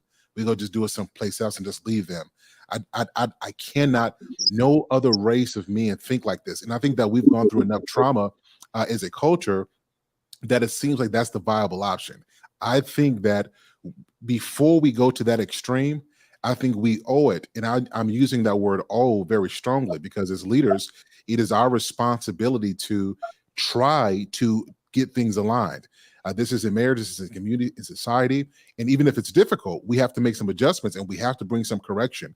But I don't want to imagine a world without my black women in it. And this is if I chose to marry somebody of a different race. The concept that I'm okay with saying we can have a community and we don't need the woman who is our counter opposite who helps to make it what it is. I don't want to think about a world like that. And I don't want black men to take on that mindset. Now, again, no, we don't. Hold on a second. So putting that to the side, find love where you find love. Yeah. But at this point, our conversation has to be, how can we bridge the gap and come together, as opposed to, well, if you don't get right, we're going to go start a community without the women that are still part of the community, whether they are in order or out of it. So let's put a pin there, and I promise you, I'll do a show, and you'll know about it, and we'll have this conversation. Cool. Yes, sir. Hey man, well, listen, I mean, I love my black women, and we want to do it with you, but when you got the neck popping and the attitudes and the higher and we all tens, you can only deal with that so much before you say, you know what, I don't owe you understanding. Well, so let me give you this last thing. That used to be a black woman thing. So in our culture, because Black people, this is where we get soul from. And what that soul translates to is we're expressive. So if we got an attitude, well, you're going to know it. You're going to see it. We're going to demonstrate it. That has shifted from just being a predominantly Black attribute to more of a Western culture thing. So if somebody's been in America and they've been Americanized, well, you're going to see that neck popping, and she don't have to be a sister. You know what I mean? She could be somebody of a different race. So I'm saying this to say, that a lot of our hold on a second. A lot of our biases that we hold are antiquated, and we have to update our talking points and how we see things. Otherwise, we're going to be projecting a reality that was true 20 years ago, but that is no longer the case today. So I'm saying that to say, like, it's not just Black women who, it's American women. And so if we're speaking to our race and we're saying that I can't deal with Black women because of these attributes, well, what you're really saying is not that you have an issue with Black women. You're saying you have an issue with American toxic culture. And that's a different conversation, right? Not really, because I can approach different authenticities of people and not get that neck popping swag. And it'll But I'm be the pretty sure same you can question. meet Black women who don't do that as well. Is that fair to Say say? that again. Say that But again. I'm pretty sure you can meet Black women who don't do that as well. Is that fair to say? The one, yes, but the odds of that is like their marriage odds, 1 in 4. No, I'm telling you. So I've been around, and I get it. Everybody has more or less depending on what they're exposed to. And like I said, if you hear enough and you're around enough, that becomes your entire perspective on a particular race until you're around it enough to realize, let them get all in the same room and they'll adapt to each other's behaviors. So let's not look at the neck popping. It's more about culture and attitude and the ability to grow. And the issue you're speaking to used to be Black women has now become American. You see what I'm saying? So yeah, but we also said, who is the teacher of the culture? Well, I don't. No. The teachers of the culture are men. Yeah, the transmitters of the culture are women. It's these have always been in the league. Sarah, it's these talking points that has been said for 4 or 5 years that keeps getting reiterated, quoted wrong, but it's the same tired talking points that get us nowhere. It's gotten us nowhere. You're probably in the same situation like me and a lot of people from 2-3 years ago saying the exact same thing. It ain't working what you're saying in the talking points. So it's time for something new. And what that newness is going out, dealing with the reality of a thing instead of these talking points and ideas. A lot of these people have these talking points. These men, a lot of men I see that's in the space that have talking points. They ain't been in a relationship in 10 years. How you gonna tell me about women and you ain't been with one in 10 years? Not saying you, but I've had conversations with people like that. All right, so now listen, this is blackity black minutes. So let me drop you down, get to our next call. I gotta get out of here. Charles Smoke, man, as always, you bring this smoke, bring a perspective. I appreciate you, man. All right, sir. Boss lady. Bye. Been a pleasure. Have a good night.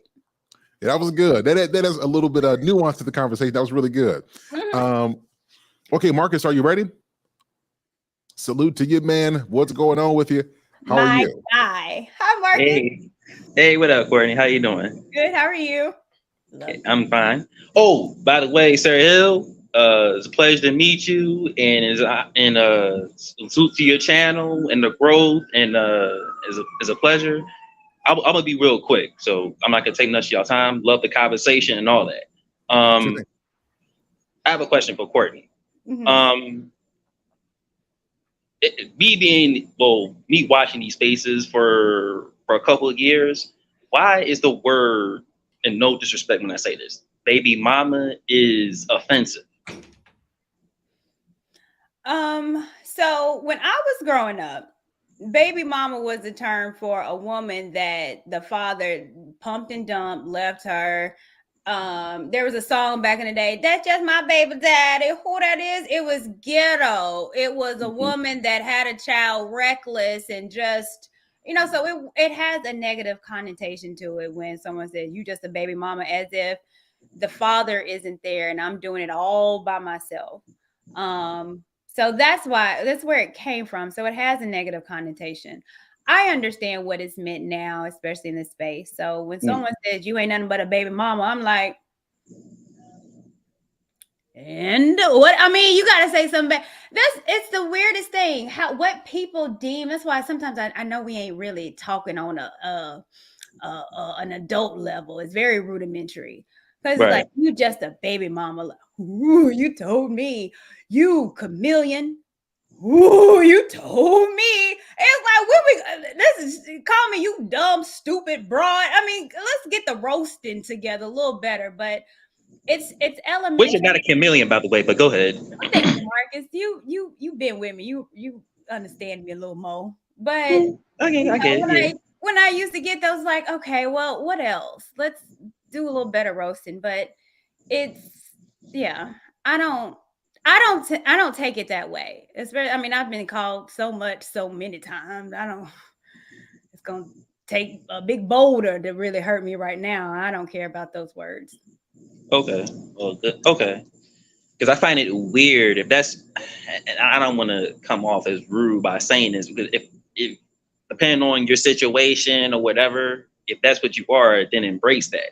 You feel what I'm saying? But I don't think it's it's not a, it's not bad, but it depends on your circumstance. If that's what you are, that's what you are. If you're a single father, you're a single father. Like in Sir Hill, you're married, right? But I'm just using you as an example. Let's say if he was a single father, it doesn't look bad. It's not a bad thing. He's a single father. He has a story behind it. But listen to what you just said. You just answered your question. So baby mama implies, it's what Courtney said before. It implies that you were reckless. You know, when I think about baby mamas, you know what I'm saying? Baby mamas, diapers ain't changed, Similac, all over the place. Ain't get nutritious meals. You know what I mean? That's what you think of.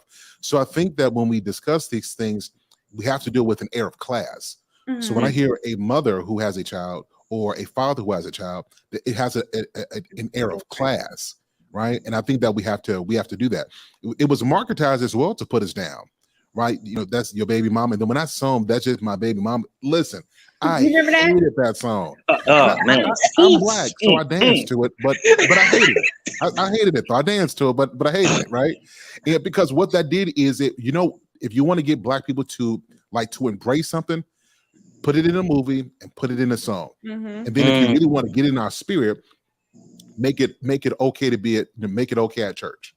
Once you do those three things, that trifecta, now that becomes part of our culture. So we have to make sure we systematically reject that, right? Some of the women, every woman who has a child is not necessarily a baby mama.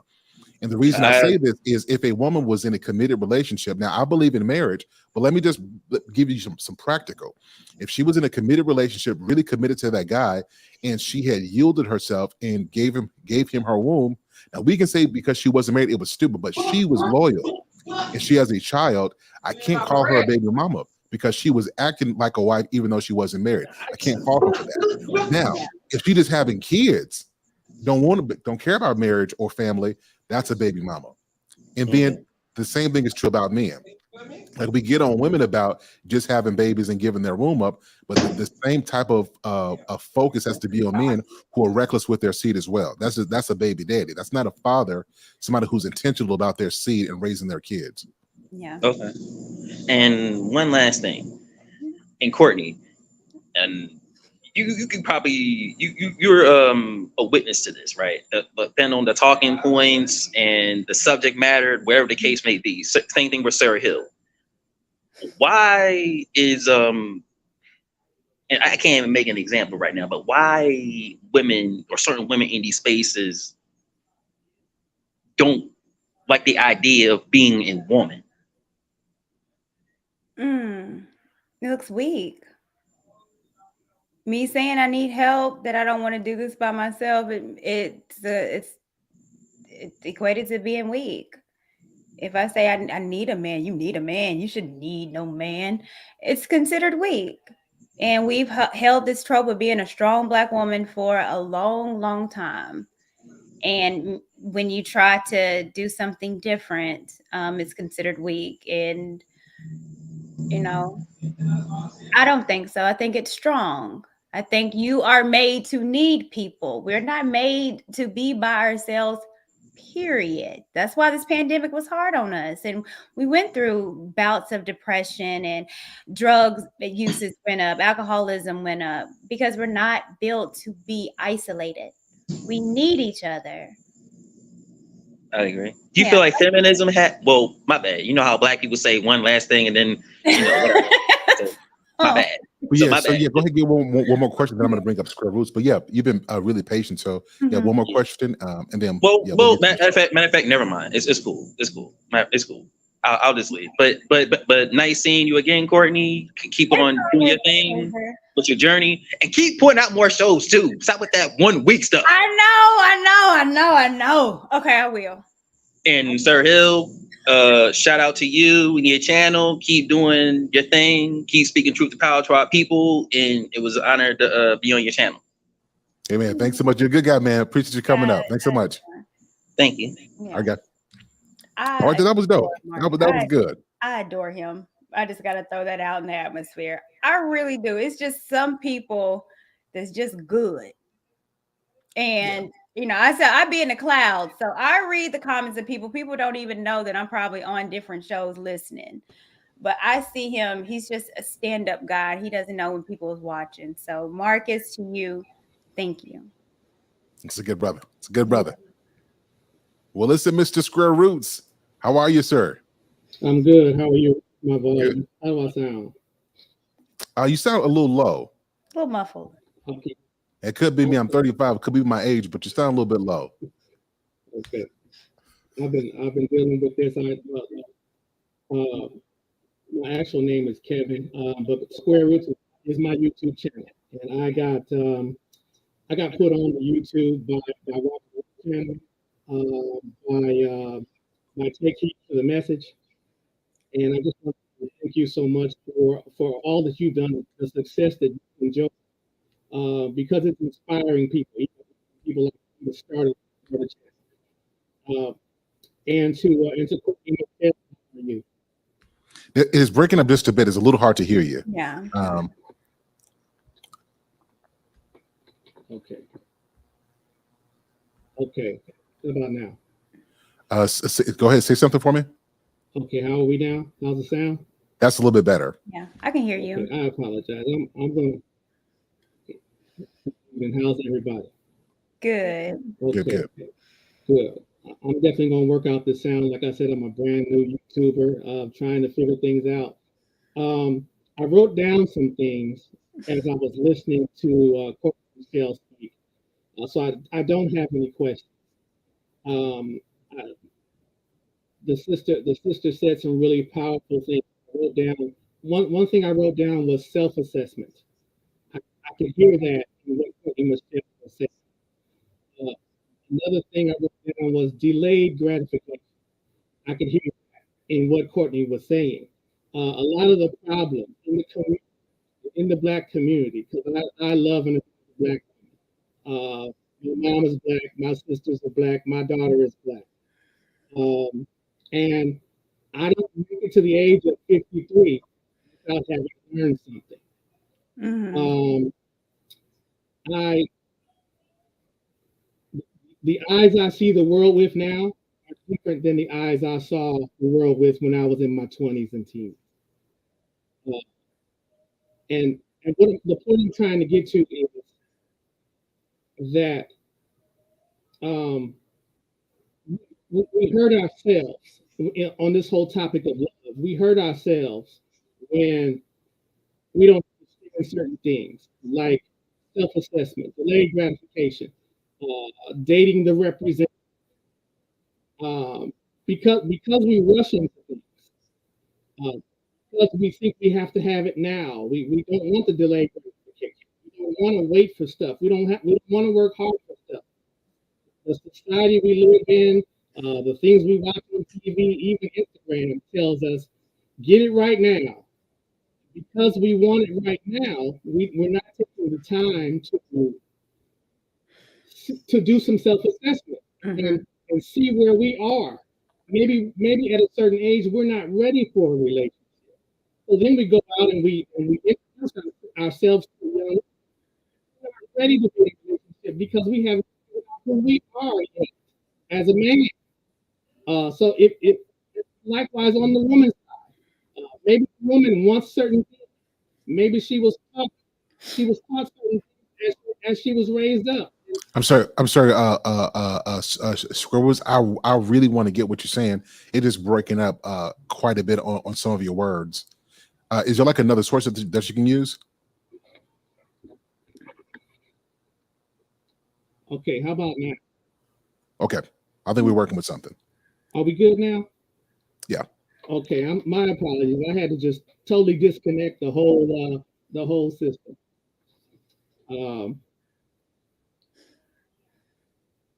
It's the problem I'm seeing with the Black community, men wanting to love the woman and women wanting to love the Black man, is instead of taking the time to figure ourselves out and build ourselves up to something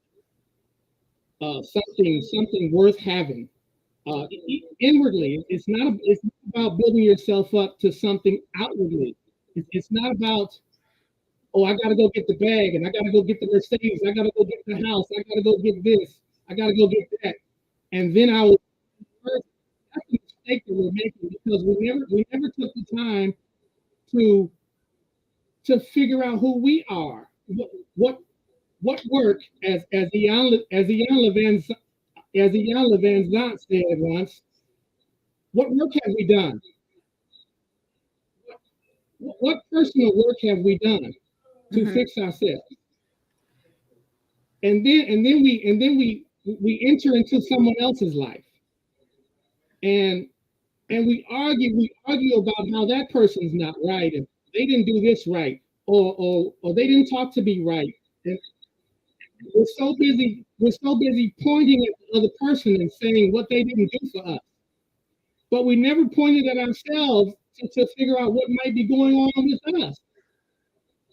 Yeah. That's the whole thing I'm trying to get at. I hear what Courtney and Michelle are saying, and I believe she's spot on. We have to get past the finger pointing. We have to get past the shame on you, Black woman, for what you said. Shame on you for what you didn't do. Shame on you for this and shame for that. We have to get past that. We have to say self-assessment. Mm-hmm. What have I not done? How have I not fixed myself? How have I not prepared myself to be ready for a good woman? If I start doing that, and I can only speak for me. I can only speak for myself. I'm 53. I went back to college at 49 years old. I'm graduating college. I'm graduating from the university at 53 years old.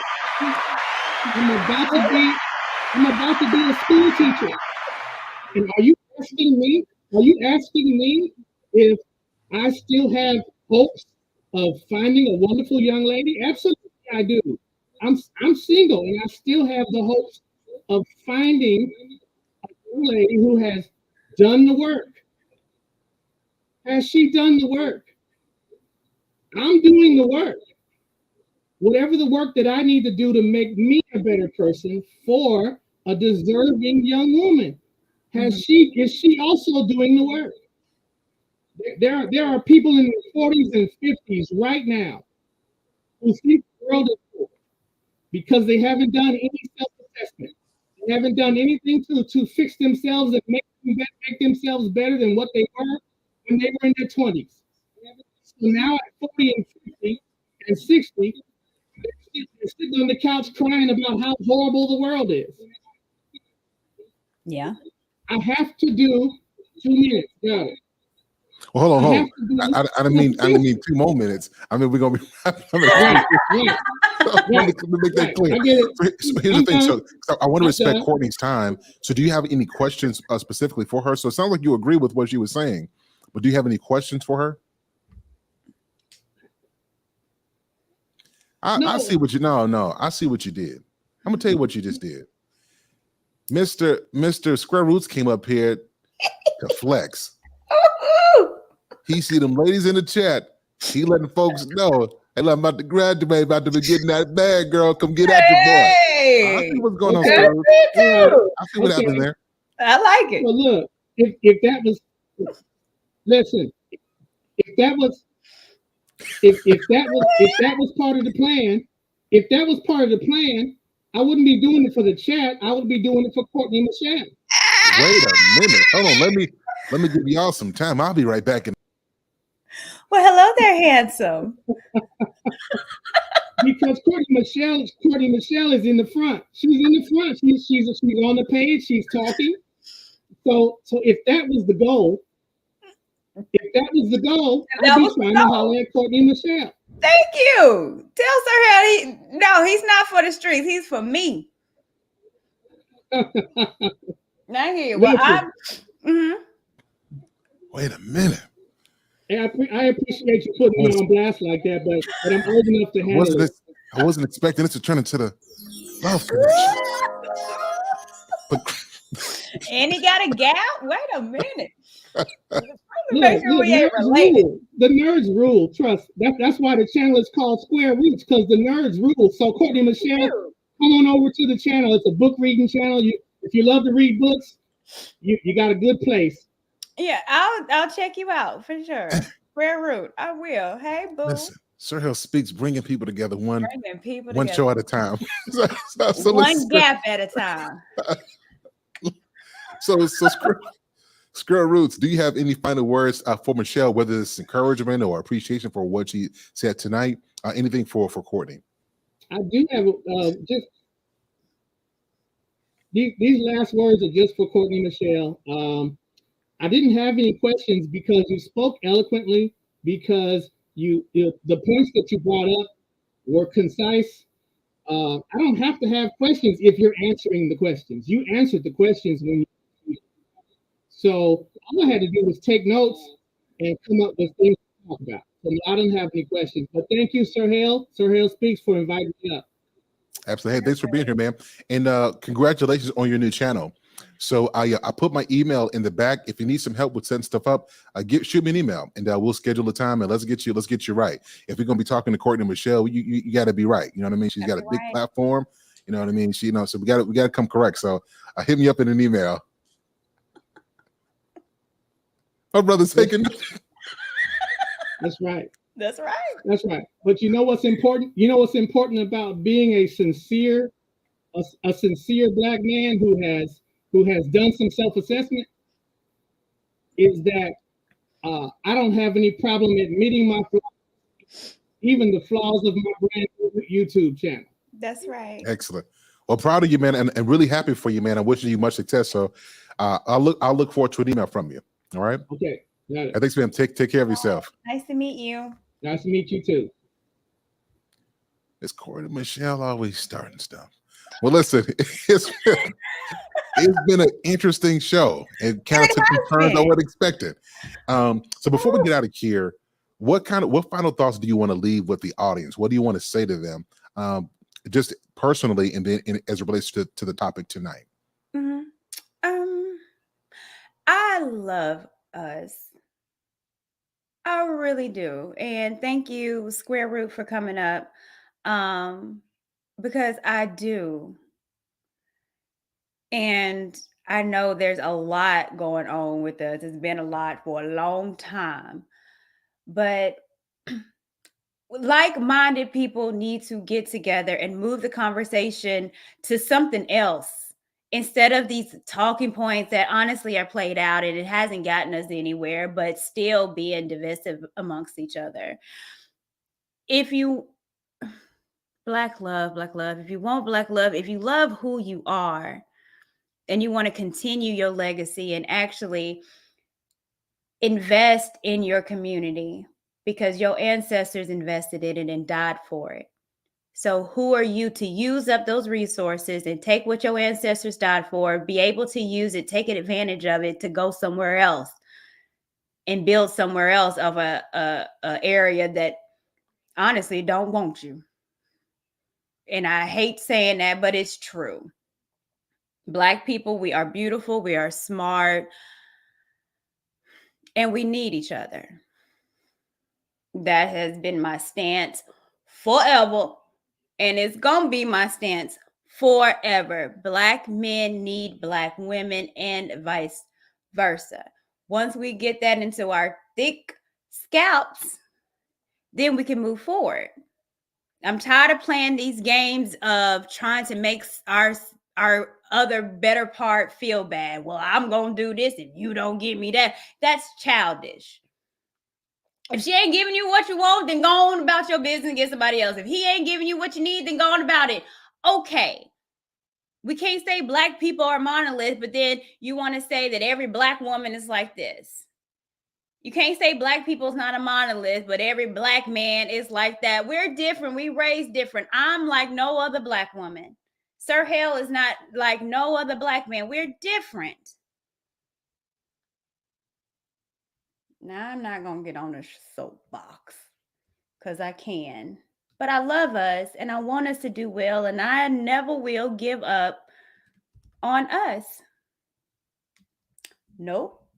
Because my people, my family ain't give up on me. God gave me, he afforded me grace. So who am I not to give grace to us? So I love us. Love us for real. But that's it. That was dope, y'all. Y'all, everybody show your love for the one of the only IAmCourtneyMichelle. Came through with great perspective, great energy.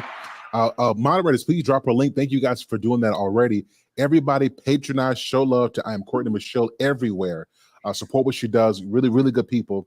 And I'm really glad she spent some time with us tonight. All right, y'all, until next time, we out the building. We'll be back probably this Friday sometime. You guys will see the thumbnail. But I'm CourtneyMichelle. Thanks for being here. Really appreciate you. Thanks so much. All right, y'all. We up out of here. Peace. Let it go. 얼어붙어 like whoa. 띵하고 어지러워. I see. 한여름에도 넌 겨울. Yeah, 너와 있을 때 I swear. 제가 먼저 zero.